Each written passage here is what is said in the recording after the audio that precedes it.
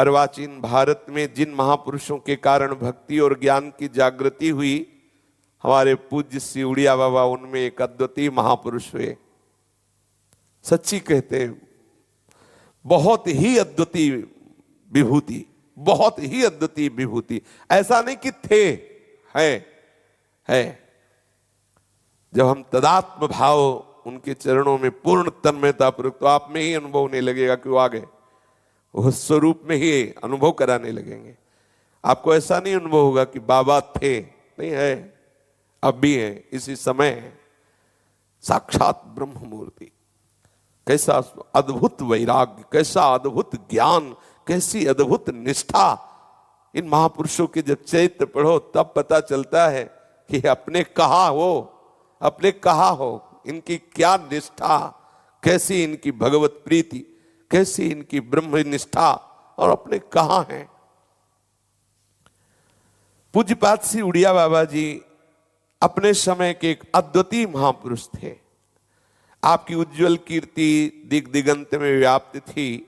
जिन्हें आपके श्री चरणों का सानिध्य प्राप्त हुआ वो जानते हैं कि उनके दर्शन मात्र से कितनी आध्यात्मिक शक्ति बढ़ती थी। दर्शन, बाबा के दर्शन मात्र से, दर्शन जिनको होता होगा वो तो और ही आनंद।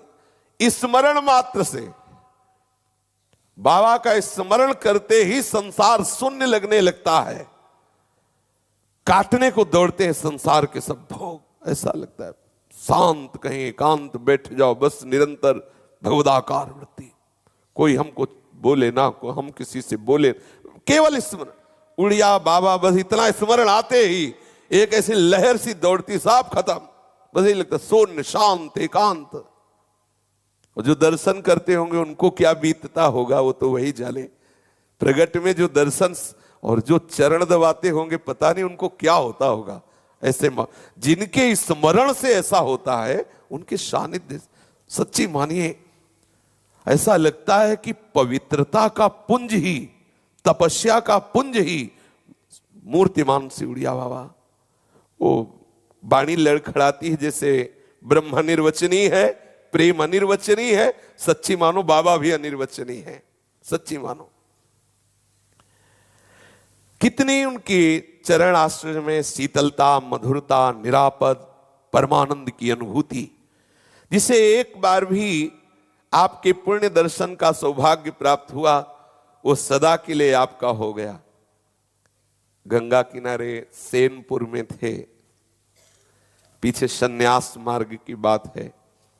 तो ये वाणी जी हमारा जीवन रही है, जीवन। कुछ हो पास ना हो, और ये वाणी जी कभी जीवन में छोड़ा नहीं। ये मतलब सन्यास के आदर्श पूज्यपाद श्री उड़िया बाबा जी, और भक्ति में मोड़ने के लिए पूज्य श्री भाई जी महाराज, और विश्राम स्थली श्री हितजू महाराज, उन्हीं ऐसे ऐसे आया है ये जीवन ऐसे। तो ये जीवन में ये साधु सिद्धांत है। पूज्यपाद बाबा की वाणी ये साधु सिद्धांत है। अगर 10 मिनट भी आप पढ़ते रहोगे, 10 मिनट भी आप एक सूत्र पढ़ लोगे, तो जीवन बहकेगा नहीं, भटकेगा नहीं। विशुद्ध ब्रह्म की वाणी, पूज्य बाबा की वाणी। तो वहां एक विकलता हुई। यद्यपि ये सब बातें कहने में नहीं आती, पर वो अशोक का वन था। सेनपुर जो है बहुत बड़ा जंगल है। पूज्य स्वामी श्री मग्नानंद जी महाराज की तपस्थली है। दिन में ऐसे ही सांप, बिच्छू, बिच्छखापर, खरगोश, नीलगाय, ये अब भी है। कोई थोड़ी की बहुत पुरातन बात थोड़ी है, 30 वर्ष 35 वर्ष पहले की बात होगी। एकदम लगन लगी कि अब एकदम एकांत स्थल रहता गंगा जी, और वहां आश्रम में 24 घंटे में 2 रोटी और अरहर की इतनी दाल, 12 महीना कोई सब्जी नहीं, कोई कुछ नहीं, 2 रोटी मोटी मोटी और अरहर की दाल आश्रम की तरफ से मिलती। और सब वीतराग महापुरुष वहां रहते, 10-5 जो साधक, सब परम बैरागी, कुछ नहीं, कोई भी नहीं, गुड़ भी मीठे में नहीं, कुछ नहीं, केवल 2 रोटी इतनी अरहर की दाल, बस 24 घंटे में। अब भजन ही भजन, न वहां व्यक्ति है, न वहां कोई समाज है, गांव से बहुत दूर गंगा का किनारा। तो एक विकलता हुई कि बाबा आप हो, पूज्यपाद बाबा के आप हो, बाबा एक बार तो देखो कि आप हो। भारी विकलता तो आपको सच्ची कहते हैं। दिखाई दिए कमंडल लिए हुए गंगा की रेती से मस्त गजेंद्र की चाल से आ रहे और लहराता हुआ गेरुआ वस्त्र और ऐसे खुले हुए दांत, कमंडल लिए हुए एक लौकी का कमंडल, वो मस्ती ब्रह्मानंद की छकी हुई मस्ती। बाबा ऐसे गंगा की रेत से चले आ रहे हैं। ऐसा ये महापुरुष अब भी है, ये ब्रह्म स्वरूप है। यदि आपके हृदय में विकलता हो जाए तो आपको अभी साक्षात्कार हो जाए। इनका साक्षात्कार मतलब भगवत साक्षात्कार। आपके दर्शन बड़े सौभाग्य से किसी को जिसको भी हुए तो अध्यात्म की ऊंचाई पे चढ़ गया। सच्ची मानी अमोघश्च, बड़े अद्भुत। मतलब अब वो हृदय की होती है ना गति। जहां बाबा विराजमान वहां दूसरा कोई नहीं आज तक। जहां बाबा है दूसरा कोई नहीं है। बहुत प्यार, बहुत महिमा, अपार महिमा। और सब जगह सर्वत्र इनकी पहुंच है। ये ऐसे नहीं कि ज्ञान मार्ग से सिद्ध हुए महापुरुष से, केवल इतना ही नहीं है, सर्वत्र पहुंच है, सर्वत्र। बाबा को साक्षात प्रिया प्रीतम ने अपने कर कमल से भोग पवाया। प्रिया प्रीतम ही लाए वृंदावन बाबा को। बहुत महिमा में महापुरुष। आपके मुखारविंद से करुणा टपकती थी। आपकी वाणी में बड़ी मधुरता, सुजानता, तत्वनिष्ठा, समता, शांति, स्थिरता, सरलता, जितेंद्रियता, प्रसन्नता, उदासीनता, असंगता आदि। इस विषम माया से अगर कोई मुक्त हो सका है तो इन्हीं महापुरुषों के दुलार से। नहीं, इतनी प्रबल भगवती माया का आकर्षण है कि कोई इस त्रिगुण माया पर विजय प्राप्त कर सके, ऐसे गुरुजनों की कृपा प्रसाद से। ऐसे भगवत स्वरूप महात्माओं की कृपाभीनी दृष्टि से वो आत्मबल बढ़ता है। जीव में स्वाभाविक राग रहित होने की उत्कंठा जागृत हो जाती है। सच्ची मानिए, रोम रोम से वैराग्य टपकता है। बाबा के रोम रोम से वैराग्य। बाबा की मुस्कुराहट से ब्रह्मानंद की अनुभूति टपकती है। बाबा की दृष्टि से जीव को निस्तरण होने की सामर्थ्य प्राप्त होती है। कृपा बरसती है बाबा के नेत्रों से। आपके संसर्ग में जो भी व्यक्ति आए उनमें प्रत्येक को ऐसा जान पड़ता था कि महाराज जी सबसे अधिक हमें प्यार करते हैं। विशेष अवसरों पर आपके पास सैकड़ों हजारों भक्तों की भीड़ होती, पर उन हजारों में से कोई भी एक ऐसा नहीं होता जिससे आप ये ना पूछते हो कि आप कैसे हो। सबसे मिलना, सबसे पूछना, सबको ऐसा महसूस होता था कि बाबा सबसे ज्यादा हमको प्यार करते हैं। आपके शरीर, वाणी, नेत्र, मुस्कान और झिड़कन में भी एक ऐसी माधुरी थी जो प्रत्येक व्यक्ति के हृदय में बस जाती थी। आपके द्वारा केवल भावुक भक्तों का ही उपकार नहीं हुआ, प्रत्युत तत्व जिज्ञासुओं की ज्ञान पिपासा भी पूर्णतया शांत होती। आपकी इसी तत्व निरूपण की शैली अत्यंत दुर्लभ, अद्वितीय। बाबा काशी मिश्र जी का नाम महाप्रभु चैतन्य देव जी की लीला में आता है। चैतन्य महाप्रभु जो जगन्नाथपुरी में, तो वहां काशी मिश्र की चर्चा आती है। बाबा उन्हीं के वंशज हैं, उन्हीं के वंश में प्रकट हुए। आपके पूर्वज काशी मिश्र वैष्णव थे। पीछे आपसे 7-8 पीढ़ी पूर्व आपके पूर्वज काली के उपासक हो गए। उन पर मां काली की बड़ी कृपा थी। मां ने उन्हें प्रत्यक्ष दर्शन देकर सर्वदा उनके कुल में रहने का वर दिया था। तब से वे ही इस कुल की इष्ट देवी हो गई थी। कहते हैं एक बार आपके प्रपितामह काली मंत्र क्रीम जप रहे थे। जपते जपते कृष्ण मंत्र क्लीम जपने लगे, क्रीम और क्लीम। तो उसी समय उन ऐसा लगा कि मां ने एक प्रेम भरी चपत ऐसे लगाई तो उनका मुख टेढ़ा हो गया और जन्म भर ऐसा टेढ़ा ही रहा। उन्हीं के पुत्र वासुदेव मिश्र आपके पितामह हुए। उनके 3 पुत्र और 3 पुत्रियां थीं, चक्रधर मिश्र, रूपा देवी, प्रभाकर मिश्र, रमा देवी, वैद्यनाथ मिश्र और कमला देवी। इनमें सबसे छोटे भाई पंडित वैद्यनाथ मिश्र आप पूज्य पादुड़िया बाबा के पिताजी के सौभाग्य पद पर स्थित हुए। बाबा का जन्म भाद्रपद कृष्णा 7 संवत 1932 विक्रम को मध्याह्न के समय हुआ। उस दिन आपके यहां श्री कृष्ण जन्माष्टमी का उत्सव था। घर में प्रथम पुत्र का जन्म होने के कारण सभी को बड़ा आनंद हुआ, किंतु विधाता का विधान दूसरा ही था।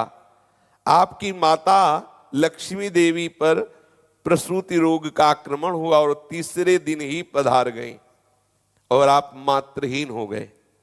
जन्म के तीसरे दिन मां पधार गई।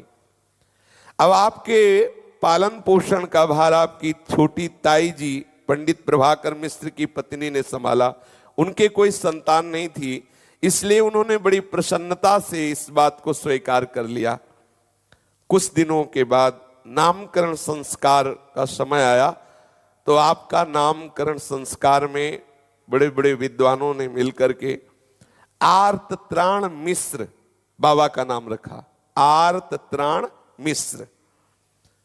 बचपन में एक बड़ी विलक्षणता बाबा की थी कि जहां इनको जो लेटा देता बस वैसे ही लेटे रहते, मतलब समाधि भाव। बचपन में ही पूज्य पादुड़िया बाबा जी स्वभाव में बड़ी विचित्रता थी। आपके स्वभाव में चपलता तो नाम मात्र की भी नहीं थी। जहां जैसे बैठाल दो वैसे ही बैठे रहना, जहां डाल दो वैसे ही पड़े रहना, स्वाभाविक। खेल कूद तो कभी बाबा को कोई करते देखा ही नहीं, मतलब बच्चा में जैसे चंचलता चपलता ऐसे। प्रायः जब देखो तब नेत्र मुंदी हुई बाल्यावस्था से रहते और कभी रोते हुए बाबा को नहीं देखा। बचपन में जब कोई पीटता डांटता कोई प्रतिकार नहीं, कोई रोना धोना नहीं, चुप शांत गंभीर, ऐसे शुरू से। आपकी इस मुनि वृत्ति से सभी परिवार के लोग बड़े आश्चर्यचकित थे। ना हंसना, ना खेलना, ना रोना। जहां बैठाल दो बैठे रहना, जहां लिटा दो लिटा दिया वैसे लेटे हुए। कुल प्रथा के अनुसार 4 वर्ष 4 महीना 4 दिन की आयु में आपका यज्ञोपवीत संस्कार हुआ। 4 वर्ष 4 महीना 4 दिन की आयु में आपका यज्ञोपवीत संस्कार हुआ। पहले घर पर ही एक विद्वान जोशी के द्वारा आपको प्रारंभिक शिक्षा दी गई और घर में ही आपको 12 वर्ष तक शिक्षा दी गई। उड़िया भाषा, गणित, संस्कृत, ये सब घर में ही विद्वान बुलाए जाते और वो इनको पढ़ाते। आप कृष्ण शरीर के थे, इसीलिए गुरुजन लोग, परिवार के जन बहुत दुलार करते और जो शिक्षा देने आते उनसे कहते कि ज्यादा पढ़ाई का भार मत डालना। तथापि आप किसी अन्य विचार में मगन रहते। छोटी अवस्था में भी ऐसा लगता कि पढ़ते समय, घर में रहते समय भी यहां है नहीं, कहीं खोए रहते। एक दिन घर वालों से बिना कुछ कहे एक भड्डरी के लड़के के साथ घर से चल पड़े। बालेश्वर होते हुए मयूरभंज पहुंचे। 12 वर्ष की आयु, घर से निकल पड़े। इस अल्पायु में इस कोटि का साहस आपके स्वभाव की स्वाधीनता और असंगता को ही सूचित करता है। मयूरभंज की पाठशाला में आपके पिताजी के एक परिचित पद्मनाभाचार्य नाम के पंडित थे। उन्होंने उनको देखा कि अरे तुम कैसे, और इनको तो पता नहीं था कि वहां परिचय का भी कोई होगा। तब तो उन्होंने बताया कि मैं घर से भाग पड़ा, मुझे कुछ अच्छा नहीं लग रहा। तो उनका देखो अभी भागने की अवस्था नहीं, अभी पढ़िए, घर मत जाइए, यहीं रहिए और पढ़िए। पाठशाला में भर्ती कर लिया, परंतु आपको भय था कि कहीं आपके घर वालों को सूचना ना दे दे, इससे आपके मार्ग में कहीं विघ्न न पड़ जाए। इसलिए कुछ दिनों पश्चात वहां से चुपचाप चल पड़े। और ये मार्ग भागने वालों का ही है, ईमानदारी वाले का नहीं है। चुप जहां से हो, यहां लड़ना नहीं, भागो, भागते रहो। लक्ष्य जब तक न प्राप्त हो तब तक बहादुरी मत दिखाओ, भागते रहो। इसलिए कुछ दिनों पश्चात तो वहां से चुपचाप चले गए, बाल्या बेड़ा चले आए। राजा कृष्णचंद के विद्यालय में आप विद्या अध्ययन करने लगे। 5 वर्ष तक वहीं रहकर काव्य तीर्थ परीक्षा पास की। घर में सूचना लग गई थी कि कहाँ है। जब खोजबीन हुई, बड़े परिवार के थे, तो बहुत कहने पर एक बार केवल पत्रादि के द्वारा घर वालों को समाचार, एक बार, ठीक है। जिस समय आप काव्य तीर्थ में अंतिम खंड में पढ़ रहे थे तो एक ऐसी घटना हुई जिससे आपके हृदय में भगवत प्रेम का छुपा हुआ स्वरूप था, उसका परिचय मिला। राजा कृष्णचंद एक निष्ठावान वैष्णव थे। उनके यहाँ भगवान श्री गोपीनाथ का एक मंदिर था। उसमें कार्तिक शुक्ला नवमी से पूर्णिमा तक विशेष रूप से उत्सव मनाया जाता था। इस समय वहां नाटक मंडलियां आती थी। इस वर्ष कलकत्ते की बाल संगीत नाम की एक सुप्रसिद्ध मंडली बुलाई गई।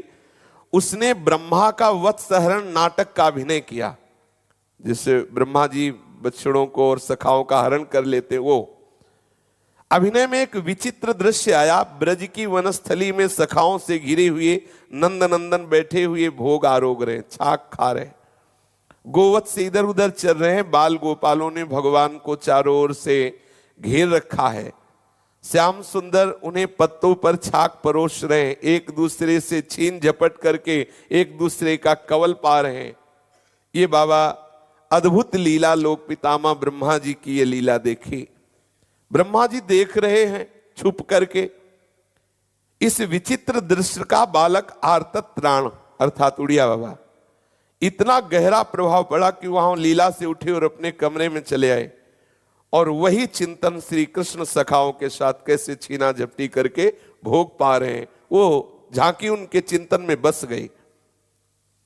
चिंतन करते करते ऐसी वृत्ति तल्लीन हुई कि 3 दिन 3 रात अनुसंधान ही नहीं रहा। एक ही जगह बैठे 3 दिन 3 रात इसी में डूबे रहे। आपके कमरे में जब कोई जाता तो बस वैसे ही बैठे 3 दिन 3 रात तक। वही स्वरूप श्री कृष्ण बाल रूप से अपने सखाओं के साथ छीना झपटी करके भोग पार। कैसी तन्मयता! ये भावावेश पहला जीवन में बाबा के भावावेश था। रहस्य विद्यार्थियों को कुछ समझ में नहीं आया कि हुआ क्या। 3 दिन से न खा रहे, न पी रहे, न देख रहे, न सुन रहे, बिल्कुल मूर्तिवत।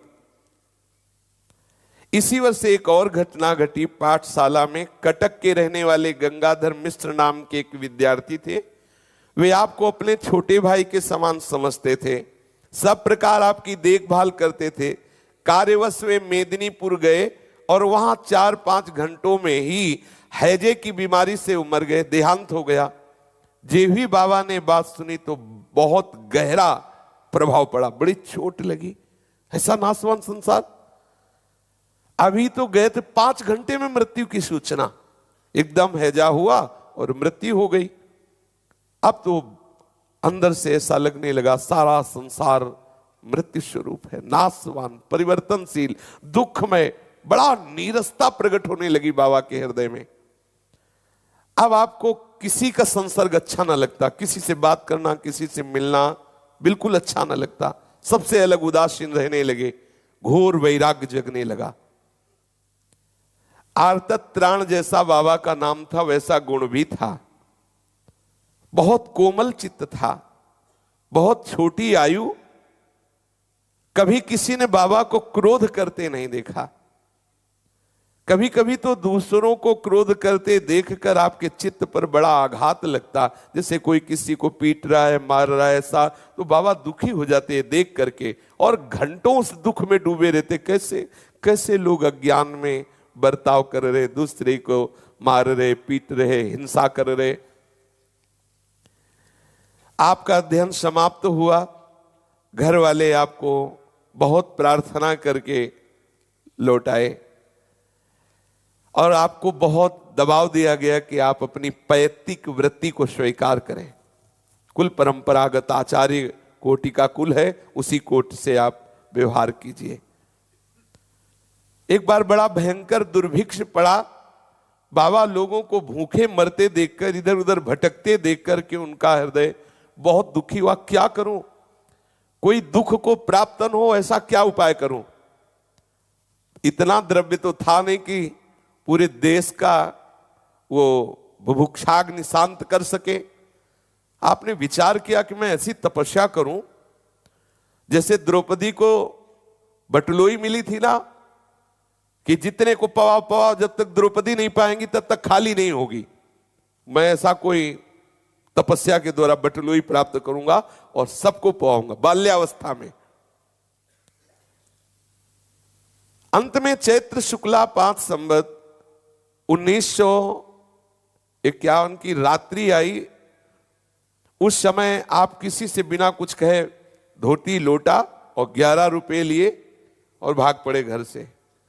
कोई रोक ही नहीं सकता, कितना भी लाओ, कितना भी बैठा लो, लेकिन जिनको उद्देश्य उस महान भूमानंद में डूबने का है, वो अल्प सुखों में कभी रुकते नहीं, कभी घेरे में नहीं रुकते।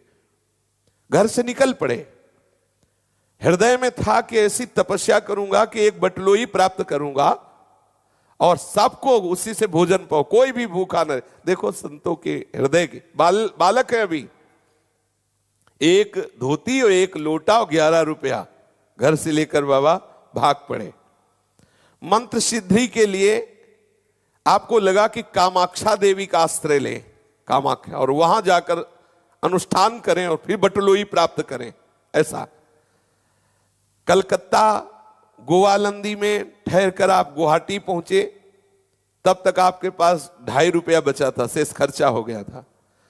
अनुष्ठान करने के लिए वहां एक बंगाली तांत्रिक से मिले, उनसे आपका बड़ा लगाव हुआ और उसकी सलाह से, उसके उपदेश से आप वन दुर्गा के मंत्र का अनुष्ठान प्रारंभ किया।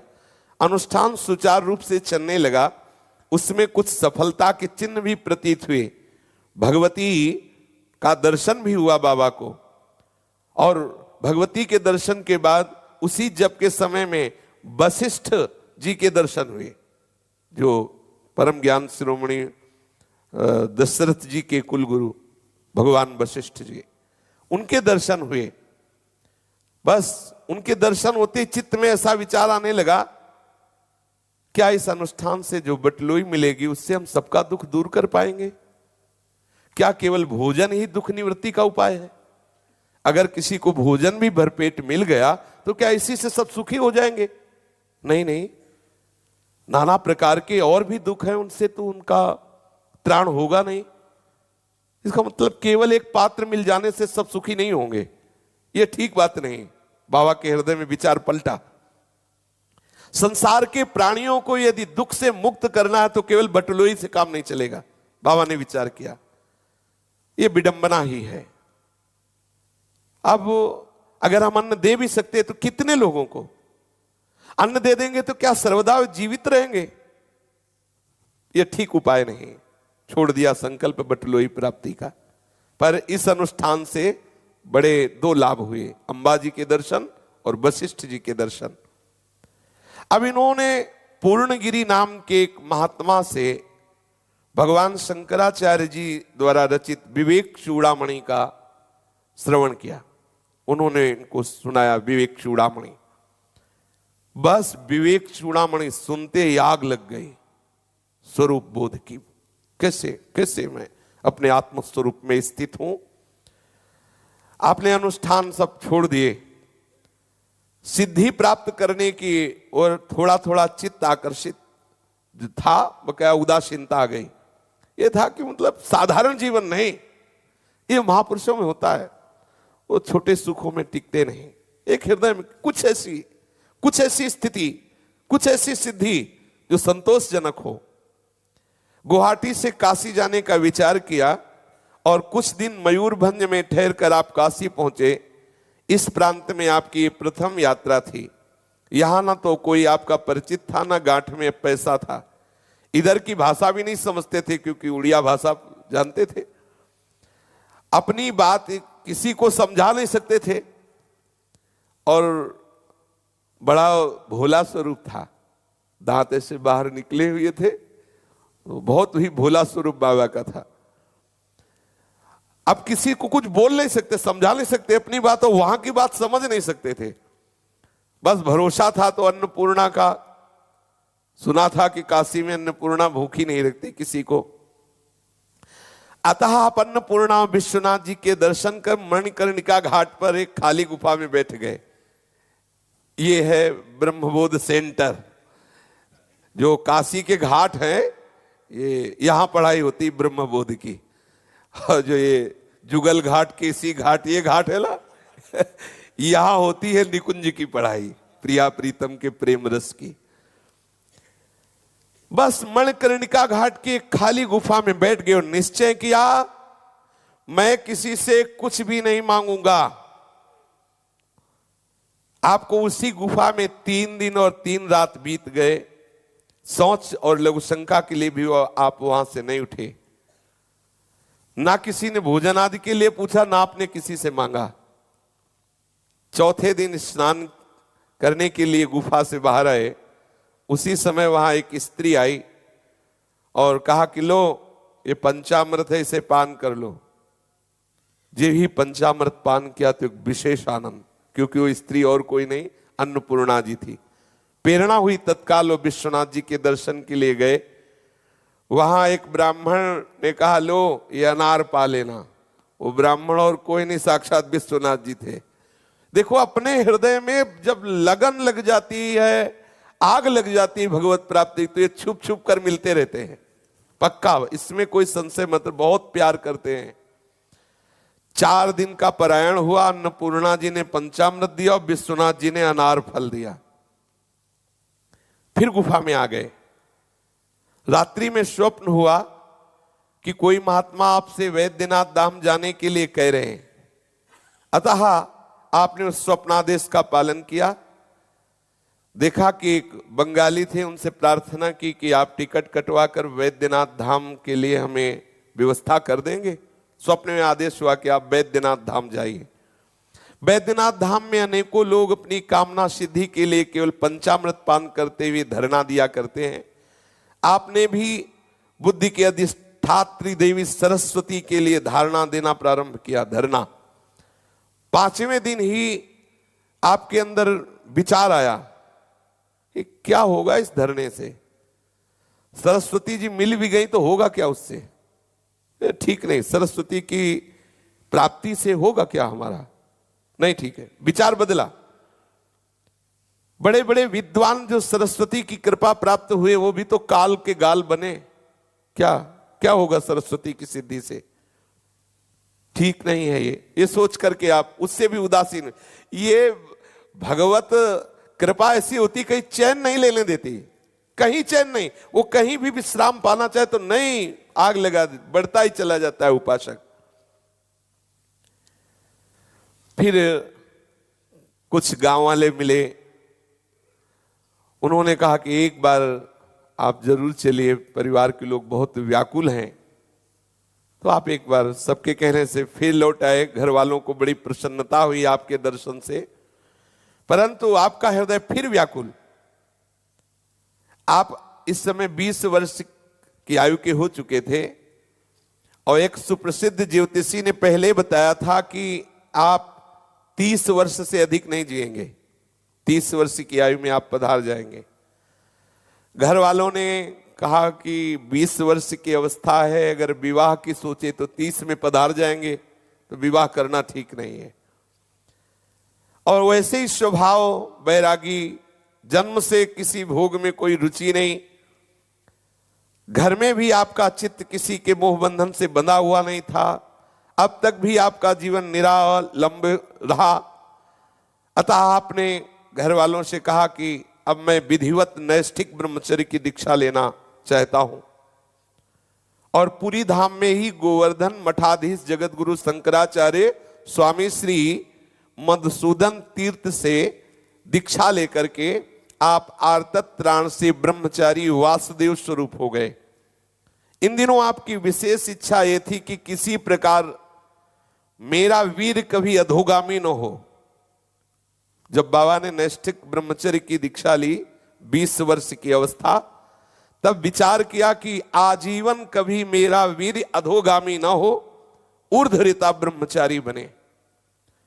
आप ने विचार किया कि मैं ऐसा ब्रह्मचारी बनना चाहता हूं कि कोई सुंदरी जवान स्त्री मुझे गोद में बैठा ले तो भी मैं किसी भी तरह कामुक ना होऊं।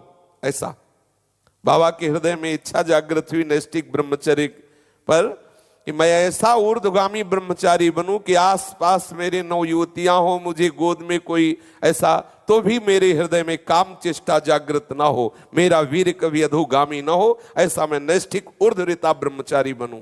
20 वर्ष की अवस्था में स्त्रियों के अधिक से अधिक सानिध्य में रहने पर भी मेरे मन में कभी कोई काम वेदना न जागृत हो, मैं ऐसा बनूं। इसके सिवाय आपकी एक इच्छा और थी कि मैं जिस लोक में जब जहां चाहूं वहां की बात जान जाऊं, अव्याहत गति हो। उसी कोट की इच्छाएं भी होती है।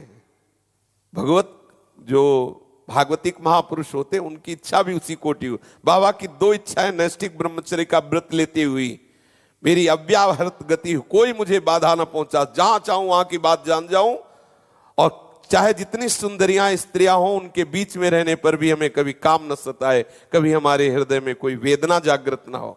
कितनी महामहिमामयी बात है। लोकांतर में जहां भी जाना चाहूं बिना रोक टोक के मैं वहां पहुंच जाऊं, ऐसी मेरी स्थिति हो। किसी भी प्रकार के विकार का अवसर होने पर भी मेरे हृदय में कभी कोई विकार ना हो, ऐसी मैं स्थिति प्राप्त करूं। मैं बालक की तरह रहूं, जैसे छोटा बालक होता है वो कहीं भी घूमे फिरे, उसको कोई, ऐसे ही मैं इच्छाए जा रहा हूं, मुझे कोई विकार न सताए। यदि मेरा चित्त निर्विकार होगा तो ही मुझे संतोष होगा। अगर कभी विकार जागृत हो गया तो मेरा जीवन व्यर्थ है। जागृत हो गया विकार, क्रिया की बात है तो विकार जागृत 20 वर्ष की अवस्था में इस आकांक्षा से प्रेरित होकर आप वीर विजयी बनने के निश्चय में दृढ़ हुए और बड़े बड़े संतों के समीप जाते और उनसे सलाह लेते कि कभी भी हमारा वीर अधोगामी ना हो, इसके लिए मुझे क्या करना चाहिए। इन्हीं दिनों हृदय में खोज हुई, कोई सिद्ध महापुरुष मुझे मिले जो मेरे मन के प्रश्नों का उत्तर दे सके।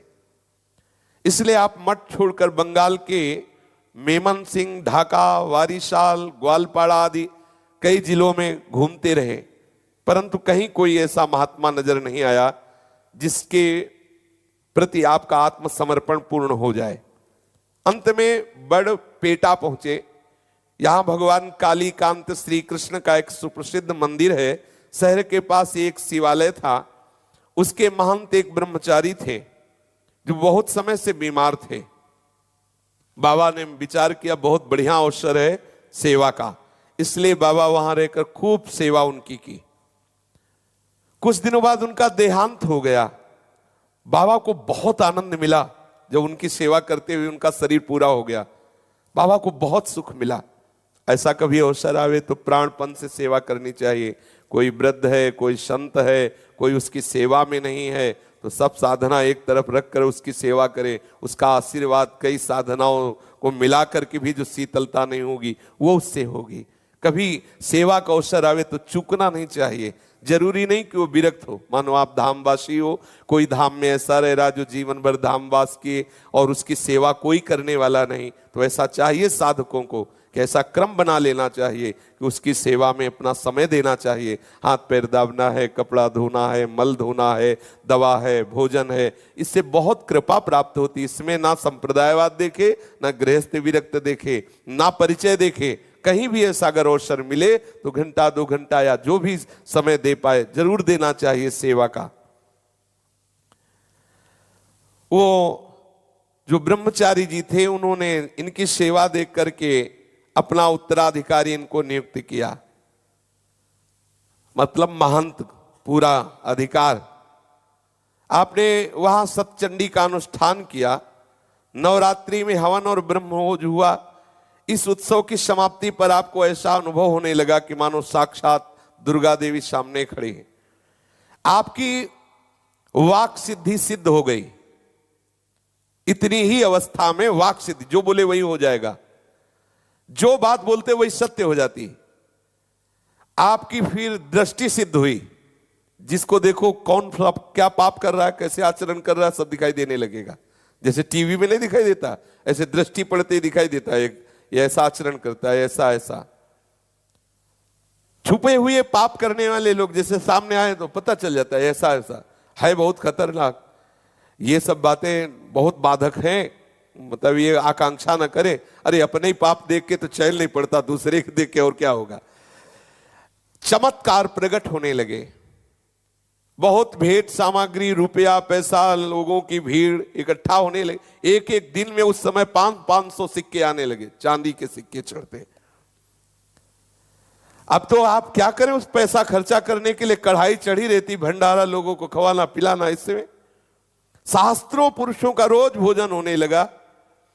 आप ऐसे उत्तर देने वाले कि प्रश्नकर्ता की सूरत देख करके ही बिना उसके ज्यादा प्रश्न के सब बताने लगे।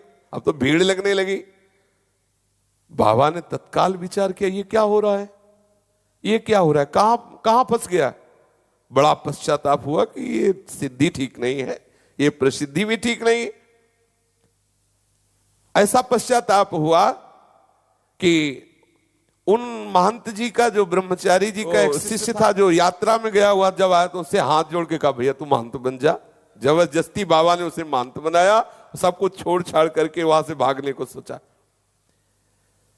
कि अच्छा बुरा प्रपंच में फंस गया, महंतगिरी में और सब ये सब बताने में, सिद्धियों में। वो 15 रुपए मात्र वहां से लिए, चुपचाप रेल द्वारा बाबा भागे और गुवाहाटी चले आए। अब आप आसाम और पूर्वी बंगाल में घूम घूम करके सिद्ध गुरु की खोज करने लगे, कोई ऐसा सिद्ध महापुरुष जो हमें अखंड ब्रह्मचर्य का उपदेश दे, हमारे अंदर जो प्रश्न है उनका उत्तर दे। कोई भी इनको अपने मनोनुकूल नहीं मिला, आपकी जो प्यास शांत कर सके। अंत में उसी उद्देश्य से आपने समस्त भारतवर्ष में घूमने का निश्चय किया। आप कलकत्ते से रामेश्वर की ओर जा रहे थे, तो मार्ग में जिला बालेश्वर के किसी गांव में एक बगीचे में ठहरे। अकस्मात रात्रि में बगीचे के सामने वाले मकान में आग लग गई।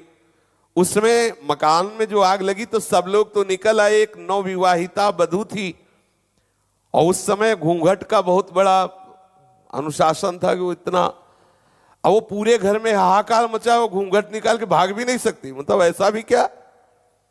अब वो आग में तब तक घिर गई, सभी लोग बाहर से चिल्ला रहे थे, कोई आग में कूद कर निकालने की हिम्मत नहीं। बाबा ने जब ये देखा तो बाबा को रहा नहीं गया, और आग की परवाह ना करके कूद पड़े आग में और घुस गए, और उस नौ वधू बालिका को गोद में उठा करके बाबा आग को चीरते हुए बाहर आए। उसकी प्राण रक्षा की, लेकिन स्त्री स्पर्श हो गया। इस ग्लानि से आपने 3 दिन तक न जल पिया न भोजन पाया और जलते रहे। जीवन में पहली बार किसी स्त्री का स्पर्श, यद्यपि ये स्पर्श महान, उसकी रक्षा के लिए अगर न जाते तो जल जाते, लेकिन देखो ये बैरागी महापुरुषों का हृदय, 3 दिन तक ना अन्न पाया न जल पाया और जलते रहे कि ये क्या स्त्री स्पर्श हो। यद्यपि बार बार अंदर से आता कि उसकी रक्षा के लिए, और जैसे पिता बच्चे को गोद में ऐसे उठा के लाए। 3 दिन ना अन्न ना जल, तब कुछ हृदय शीतल हुआ। आप कई महात्माओं से मिले, रामेश्वर, द्वारिका, उज्जैन, हरिद्वार, ऐसे घूमते रहे, पर बाबा को जैसा चाहिए था वैसा कहीं भी उनको मनोनुकूल वो महापुरुष जिसकी खोज कर रहे थे वो नहीं मिला। आखिर हरिद्वार से आप पुनः कलकत्ते लौट आए। सन 1908 की बात है। इस समय वंग भंग के कारण स्वदेशी आंदोलन चल रहा था। आपको दीन दुखियों के साथ तो सदा से ही सहानुभूति रही, अतः आप भी आंदोलनकारियों में मिल गए। 2-1 बार आपकी गिरफ्तारी भी हुई, किंतु अपराध न सिद्ध होने के कारण आपको छोड़ दिया गया। उस समय अनेकों नवयुवकों को सीधे फांसी लगाई जाती थी। इस बात से आपको बहुत दुख हुआ, परंतु आप इसका किसी भी तरह से निराकरण नहीं कर सके। क्या करना चाहिए जिससे सब नवयुवकों को बंदी बनाकर फांसी दिया जा रहा है, कैसे दुख दूर कर सके। आखिरकार एक महात्मा के समझाने से आपने ये प्रवृत्ति छोड़ दी। एक महात्मा समझाए संसार का खेल ऐसा ही है, तब आपने कहा इस संसार में ऐसे नहीं जीना, जहां इस तरह के दुख के खेल होते, नवयुवकों को पकड़ पकड़ के फांसी दी जा रही है, आपने संन्यास लेने का निश्चय कर लिया। आप जगन्नाथपुरी पधारे। गोवर्धन मठाधीश्वर से संवत 1964 विक्रम की कार्तिक पूर्णिमा को विधिवत संन्यास ले लिया। अब आप ब्रह्मचारी वासुदेव स्वरूप से स्वामी श्री पूर्णानंद तीर्थ हो गए। बाबा का संन्यास का नाम श्री पूर्णानंद तीर्थ। किंतु प्रायः गुरुजनों का नाम लिया नहीं जाता, इसलिए विशेष प्रतिष्ठा बढ़ने पर सब बाबा को बोलने लगे उड़िया बाबा, उड़िया बाबा। तो बाबा इसी नाम से प्रसिद्ध हुए, उड़िया बाबा। श्री पूर्णानंद तीर्थ तो कहीं लिखा पढ़ा भले मिले, ले तो उड़िया बाबा। संन्यास के कुछ दिनों बाद गुरुदेव से आपने प्रार्थना की कि मेरे हृदय में विकलता है, मुझे आप आज्ञा कीजिए, मैं भ्रमण करना चाहता हूं गंगा यमुना ऐसे तीर्थों के किनारे। उन्होंने आज्ञा दे दी। आप काशी की ओर चले। चलते समय वैराग्य बढ़ा और विचार किया कि ये तत्वबोध तो हो नहीं रहा, तो दंड लेकर क्या करें। तो आपने दंड फेंक दिया। फिर आप रेल में बैठे, काशी को जा रहे थे। मार्ग में एक स्थान पर गाड़ी बदलनी चाहिए थी, परंतु आपको कुछ ध्यान रहा नहीं। काशी का टिकट लिए हुए आप छपरा पहुंच गए।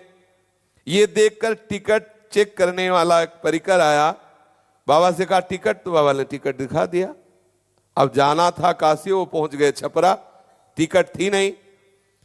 और एकदम सीधा सरल स्वभाव, एकदम सन्यासी, लाल कपड़ा पहने और ऐसे बिल्कुल सीधे सा थप्पड़ मारे बाबा के। उससे जो अधिकारी चेक करने वाले थे, बाबा को थप्पड़ मारा और गाड़ी से नीचे उतार दिया। बाबा नीचे उतरे और विचार किया कि गलती का समाधान कैसे हो। कोई छोटे मोटे संत तो है नहीं बाबा। बाबा ने निश्चय किया कि आज से शपथ लेता हूं कभी किसी सवारी पे ही नहीं चढ़ूंगा। बाबा को वो जो अधिकारी चेक करने वाले थे, उनको बेचारे दुर्भाग्य, उनका क्या जाने कि वो क्या करने जा रहे हैं। ऐसे वीतराग परमहंस महापुरुष के उन्होंने थप्पड़ मारे। भगवान बुद्ध को जैसे एक शव देखने से वैराग्य हो गया था, एक सुकुमार राजकुमार से कठोर तपस्वी बना दिया उस शव ने। गोस्वामी तुलसीदास जी को उनकी पत्नी की एक थोड़ी सी बात ने रामचरण अनुरागी बना दिया। जैसा मेरे शरीर से प्यार करते हो, ऐसा राम जी से प्यार करते थे, तुम परम मंगल स्वरूप हो जाते। ऐसे ही बाबा को उस सरकारी ऑफिसर, क्या टीटी जो भी, वो तो पीटी है, टीटी पीटी, क्या कितना बड़ा अपराध, मतलब इतने बड़े महापुरुष को थप्पड़ मार दिया। भगवान लीला करते रहते हैं। बाबा ने आजीवन कभी किसी सवारी पर नहीं चढ़ेंगे ऐसी प्रतिज्ञा कर ली। अनेकों बार ऐसी अवसर आया जिसमें सवारी पर बैठना अनिवार्य हुआ, पर बाबा कभी सवारी पर नहीं बैठे। जो संकल्प किया, दृढ़ता पूर्वक नियम का पालन किया। सब कार्यों को संभालते हुए सब जगह जाने का भी नियम, जाना है 50 कोस जाना है तो पैदल ही जाना है। आजीवन बाबा ने निर्वाह किया, कभी किसी सवारी पर नहीं बैठे। वो अंतिम लीला में फिर हरि बाबा के बांध के, उसमें आनंदमयी माता और हरि बाबा जब बहुत जोर किए कि बाबा स्वास्थ्य खराब, वयोवृद्ध शरीर, और बाबा कल उत्सव में नहीं जाओगे तो बंद उत्सव।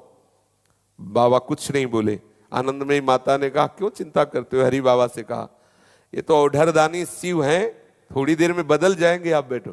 थोड़ी देर में ही बाबा बोले आनंदमयी माता को बुलाओ, कार मंगाओ, चलते हैं। जीवन भर नहीं बैठे, लेकिन बाबा, हरि बाबा के कारण कि उत्सव बंद ना हो, कार में बैठे, हरि बाबा से पहले बांध पहुंच गए। बाबा ने इस प्रतिज्ञा का जीवन भर निर्वाह किया। छपरा से कई स्थानों में होते हुए आप काशी पहुंचे।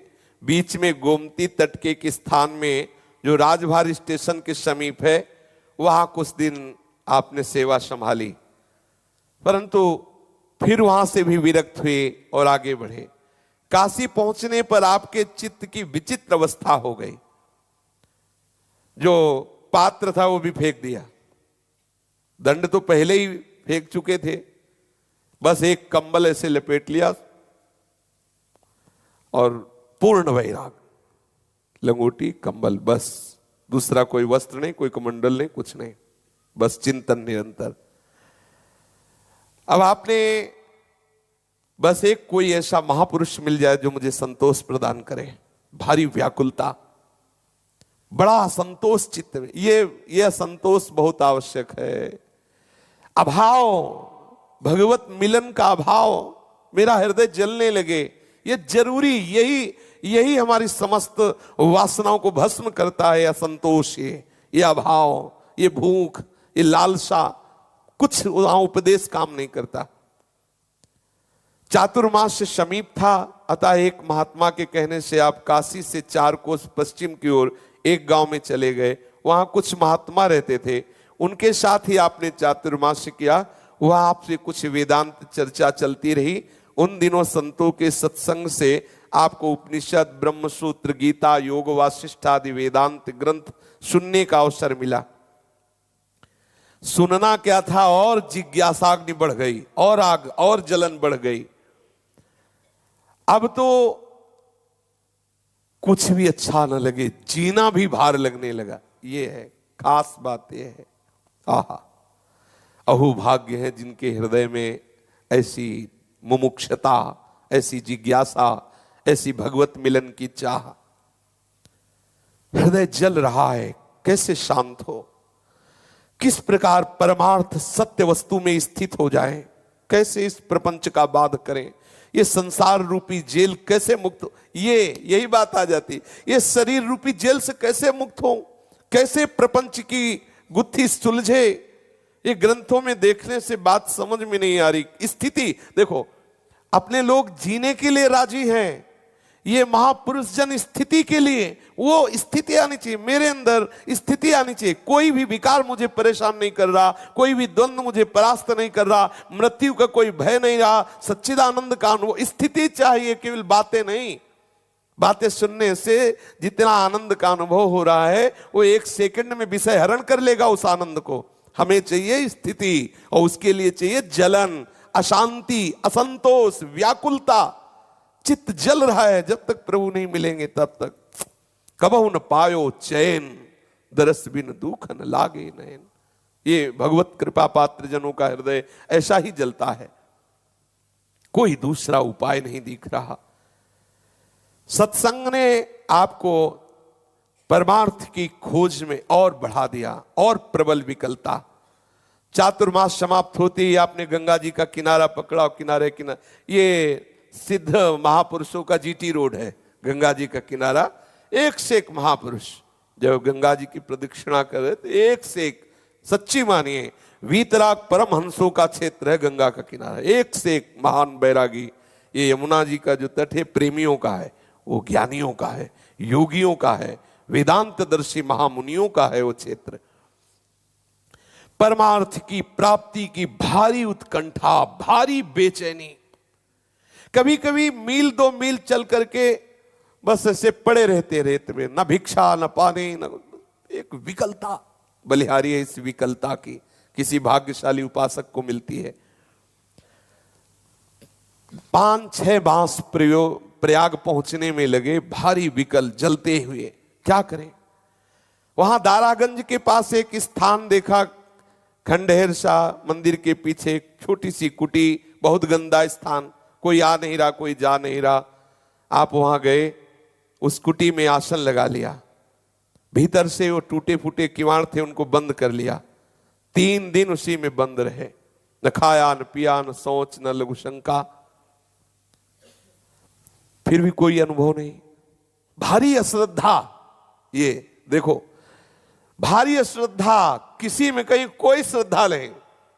ये बड़ी मतलब बुद्धिगत ये नहीं है, भारी अश्रद्धा, किसी से कोई लगाव नहीं, कहीं एक विकलता। अब तो बस कोई दैवी शक्ति ही रक्षा कर सकती है, कोई आंतरिक शक्ति बचा सकती है, ऐसी भारी जलन। ज्येष्ठ मास की भीषण गर्मी, रेत में पड़े हैं, बड़ी मस्ती होती इस असंतोष में, इस मुमुक्षता में, इस जिज्ञासा में बड़ी सामर्थ्य होती है। जिज्ञासाग्नि अंदर प्रबल, बाहर से तपती हुई रेत, गर्मियों में ऐसी रेत होती है कि मतलब पैर रखो तो ऐसा लगता है आग में पैर रखा, इतनी बालू जलती है। बाबा उसी में पड़े। 3 दिन 3 रात बंद रहे, कोई अनुभव हुआ नहीं। निराश हुए, बाहर निकले, शरीर जकड़ गया था। थोड़ा सा कुछ हिलाने डुलाने पर आप आगे बढ़े। रास्ते में जहां कोई महात्मा मिलते आप वहां जाते। कोई श्रद्धा रहने गई थी, इतनी प्रबल जिज्ञासा, कोई श्रद्धा रहने गई और बैठते सुनते चल देते, क्योंकि सीधे इनको चाहिए अपने आंतरिक विश्राम की बात। वर्षा आरंभ हो गई, आपको बहुत कष्ट सहना पड़ा, परंतु आपके हृदय में जो आग जल रही थी वर्षा ने और बढ़ा दी। किसी भी तरह से अब वो आग बुझती नजर नहीं आ रही। आप थोड़ी देर उस उपासक के चित्त की दशा में पहुंचिए जिसको प्रीतम या आत्मस्वरूप में स्थित होने की प्रबल लालसा, कोई आश्रय नहीं दिखाई दे रहा। वो मतलब भगवत कृपा से आती है। वो इतनी व्याकुलता पूछो मत। आखिरकार कहां जाएं, क्या करें, कैसे करें। वो अगर भक्ति मार्ग है तो ये चिल्ला चिल्ला के रोता, ज्ञान मार्ग का है तो भारी अश्रद्धा, कुछ अच्छा नहीं, कहीं श्रद्धा नहीं रह गई। मिथ्या तो भाव, ब्रह्म सत्यम जगन मिथ्या, सब झूठा। क्या सब झूठा। कैसे समाधान हो, कैसे समाधान, मेरे अंदर कैसे वस्तु का बोध हो। आखिरकार चलते चलते आप फतेहपुर जिले में पहुंचे। फतेहपुर जिले के एक स्थान में, वहां भागीरथी के तट पर एक प्राचीन शिवालय है, वहां रहे अपने कुछ दिन। आसपास कुछ अन्य कुटियां भी हैं, बड़ा निर्जन शांत स्थान। भगवान भास्कर दिन भर की यात्रा में शांत होकर प्रतीची की गोद में विश्राम लेने जा रहे थे। आप चुपचाप गंगा जी की तरंगे देख रहे थे, परंतु और वो आग लगा रही थी। अब आपको लगा कि जीवन जीना मुश्किल है, खत्म कर देते हैं जीवन। ये देखो, जैसे प्रेम में मृत्यु दशा तक है ना, ऐसे ज्ञान में भी है। बस बाबा की इतनी प्रबल जिज्ञासा हुई, अब जीना बेकार। आपने चद्दर उतार के फेंक दी, तुम्बा उतार गंगा जी में फेंक दिया। स्वयं कूदने की जब बारी आई तो फिर एक झटका सा लगा और विचार किया, क्या प्राण निकलने से, शरीर छोड़ने से तत्वबोध हो जाएगा? ये तो व्यर्थ की क्रिया है, क्या होगा इससे? इतना प्रबल मतलब जिज्ञासा है, मरने भी ले दिया। इतनी प्रबल जिज्ञास, ऐसे ही प्रेमी कोई मरता थोड़ी है, मरण दशा तक आता है। सोचने लगे क्या होगा मरने से, बहुत बार तो मर चुका हूं, क्या मरने से तत्वबोध हो जाएगा? अब क्या करें? अब गंगा जी की तरफ से दृष्टि हटी तो पीछे शिवालय, जंगल में शिवालय की तरफ चले। नास्तिकता चरम सीमा पे पहुंच चुकी थी। ये नास्तिकता नहीं, ये विचार की स्थिति, कुछ नहीं, सब झूठा, सब झूठा।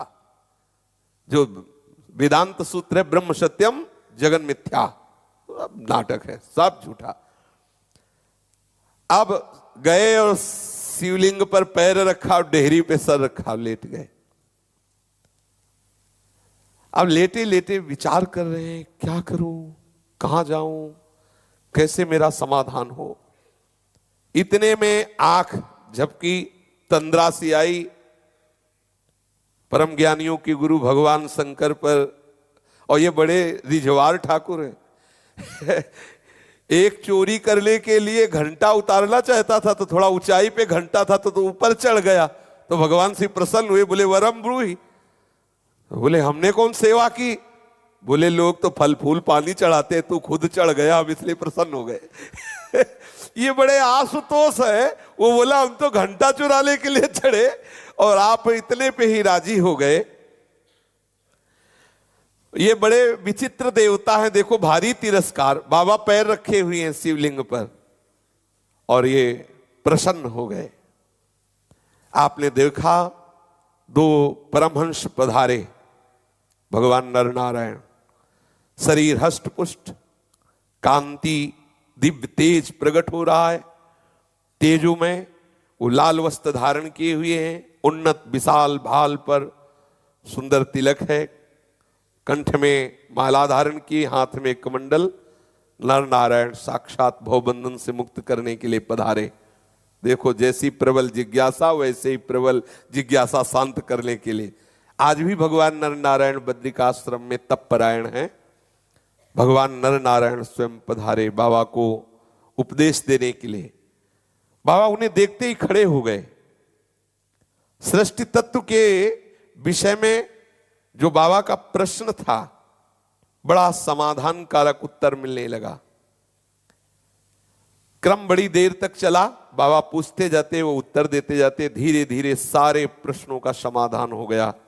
बाबा को सिर्फ 2 श्लोक याद रहे, नेति नेतीति नेतीति शेषितम यत्परम पदम निराकर्तुम अशक्यत्वात् तदस्मीति सुखी भव जड़तां वर्जयित्वैतां